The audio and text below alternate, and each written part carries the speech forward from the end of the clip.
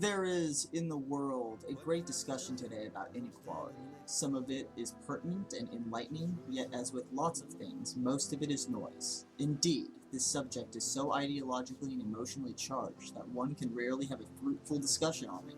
Still, I think the try is worth it, and a fruitful discussion is what we desperately need. Equality of opportunity and inequality of outcome. It seems to me there are two critical things to distinguish when talking about inequality. Inequality of opportunity has to do with children born and effectively locked into poverty, lacking the instrumental chance to overcome their condition and reach their full potential. A tragic situation we all should strive to improve. On the other hand, inequality of outcome seems to be a rather natural and even necessary effect of the free market.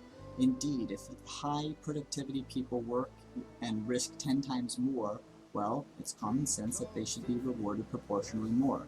If you would want to cut off this kind of inequality, you would end up in a damning situation where you would also have to cut off the startups, inventions, and general progress through various innovations, Bitcoin and Steam included. In fact, I think it should be fairly clear by now that the latter kind of inequality is, perhaps ironically, also strongly correlated with raising people out of poverty. Free people are not equal, and equal people are not free. To drive the point home, let's do a simple thought experiment. Imagine for a second that we could start from scratch redistributing equally all resources we currently have. The next day, each of us would do what he does best. Some of us would immediately start spending and consuming, being able to finally afford what we never could. Others would start building and producing, catering to thirsty consumers. How would the distribution of resources look after, say, 1 year? How about 5 or 10 years?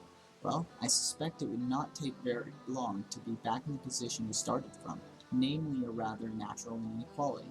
Indeed, it seems very few of us truly grasp how deep the effects of our decisions run, producer or consumer. You decide, but the effects come with the package. Steam it, equality or inequality. Applying the same principle to steam it, we should all strive for equality of opportunity, which is granted by being able to join and bring contributions. Equality of outcome, however, cannot and should not be granted. Yet decent rewards proportional to contribution should be strived for. Still, one of the problems I see today is that the platform has not reached a critical mass yet. When this happens, specialization emerges and folks in different niches are curated by hundreds or thousands of people, which make sure to reward quality and relevance by incentivizing it. Indeed, until then, people rely on various heuristics or hacks to bootstrap themselves into popularity if they did not have the fortune of joining before July or do not dispose of an already popular reputation. In fact, perhaps the most effective way to build your profile on Steam it today is to do the obvious. Know your strengths, use them to add real value to the platform, be gracious and kind to others, and connect with other valuable contributors. Whether you decide to write science or drama, the one key aspect to keep in mind is relevance to a particular audience, Steam community. To the extent that posts resonate with the community, they will be significantly rewarded. The minnow lottery. Before attempting to deal with the obvious tension points between repeatedly expressed by the community, I'd first like to address two flawed premises which seem to distort the discussion and create lots of confusion. Firstly, the word fair has been repeatedly used, yet as we can clearly see, it has proved useless for all practical purposes. Indeed, I suggest we abandon this confusing term and start using equality of opportunity and inequality of outcome to more clearly articulate things. Secondly, whether we decide to post things or contribute in other ways, it should be very clear that there is no guaranteed reward. This may be due to several reasons, like much more content being created than curators can effectively go through, minor conflicts of interest in rewarding mechanism, content being irrelevant to this particular audience, or simple randomness. That being said, we do strive for equality of opportunity and decent rewards proportionate to contribution. It's just that our current mechanism still needs some tweaking. If we can't get along, we ought to be resource distribution and content quality. Whenever we are addressing hard problems, it's useful to take a step back and put things in perspective. Indeed, we have to remember that Steemit has already offered a solution that is 99% functional. It's the refinement that we are currently debating about. It seems the last 1% will only be able to solve through collective effort, persistence, and lots of trial and error. Indeed, if we look at the resource distribution, one thing we need to include is Minno's possibility to become visible and be immediately rewarded, even without the blessings of large whales.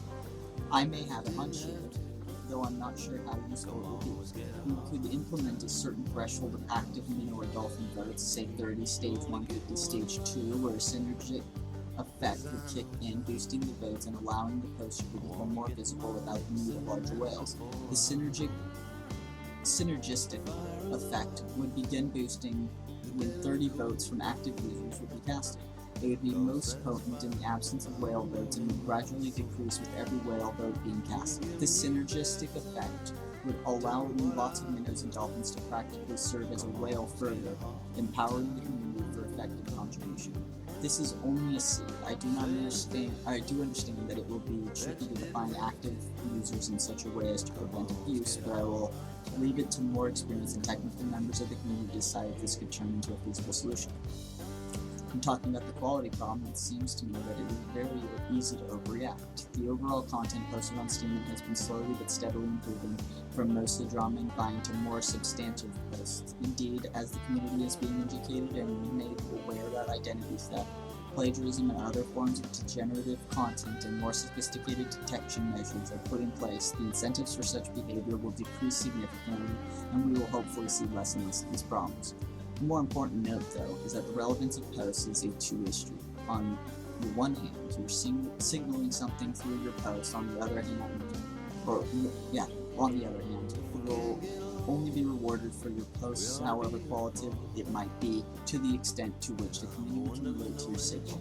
If it's either too sophisticated or too simple, you will miss your audience. At a meta level, the trending page is a simple yet useful reflection of where we now stand as a community, what our quality level is, what we care about, and what we pay for, and apparently we've improved quite a bit, but there's still a long ways to go. A few pertinent suggestions, small changes and large effects. There have been countless suggestions along the way, and many more will come. What I want to do is help with some suggestions which apparently require small efforts and bring disproportionate benefits. Legibility and aesthetics. Ever since I first saw the design of the post page, it was obvious they could be improved significantly. One of the most effective improvements in both legibility and aesthetics would be a restrict character to up to 70 per line.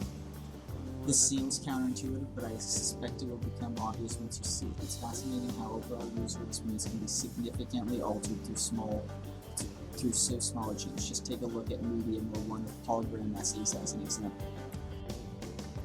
Adding number of views to posts. Presumably, one of the most addictive features of traditional blogging platforms is the view count. It is also a very useful metric of attention. I think whoever finds a way to implement it will surely be well rewarded by the community. Mobile-friendly apps and tools. It's great to see how many devs create tools and apps for Steam. It would be even greater if those apps and tools would be mobile-friendly. You can post about it once you've done it. Eventually, the community will gladly reward such efforts. And post feed enhancement. One way to further enhance the value of the post feed section is to make it the default page which appears when you open your own profile. By replacing the blog section with the feed section, you effectively add significant value to this feed section, encouraging more interaction rather than concentration on your own posts. Brilliant reading, man. Thank you. Bravo, bravo. Thank you.